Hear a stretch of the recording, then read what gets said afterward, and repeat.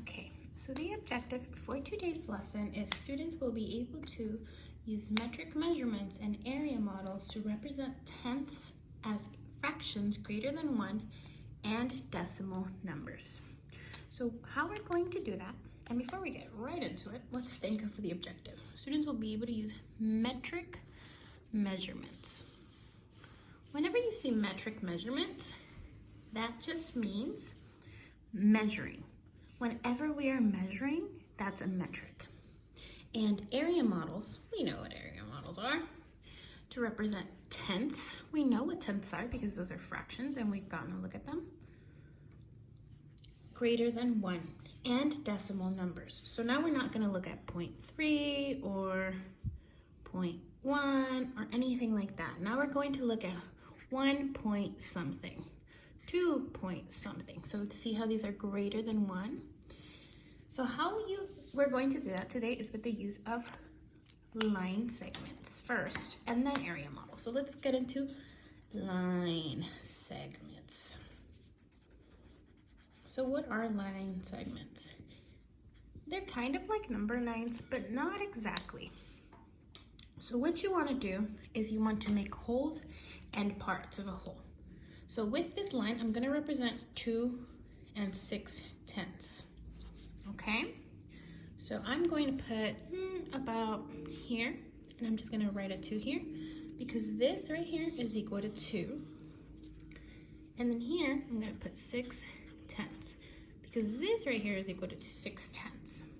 And I know that 2 and 6/10 is the same as 2.6. And let's see how that becomes true when we use area models.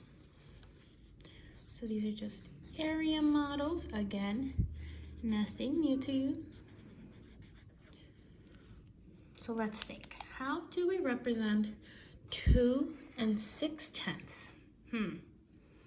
Well, I know this is one whole, and I know this is one whole. So I'm pretty sure this is going to be colored entirely. So let me color in 1. It's going to take a while. So one whole is colored.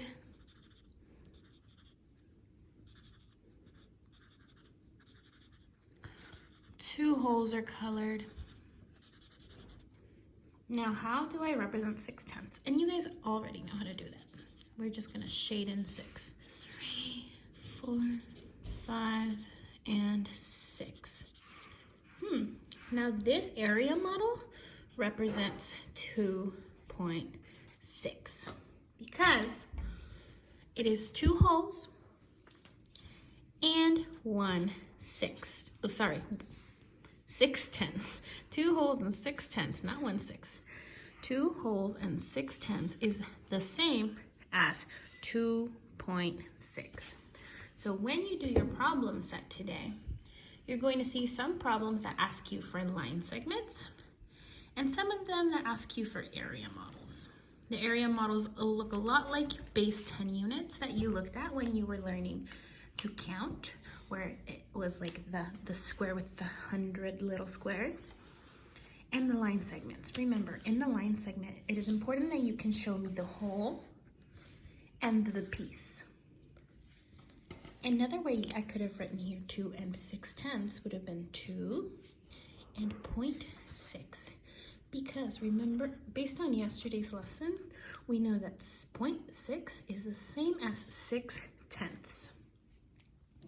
So they're going to ask you to draw some line segments and make them look like this in your problems. And they're also going to ask you to shade in some area models. And when you do that, since you're going to be drawing, don't worry about drawing all 10 lines. Just show me the 2 holes and then show me the lines and what's left, okay? And then you should be A-okay. If you have questions, make sure to come to office hours.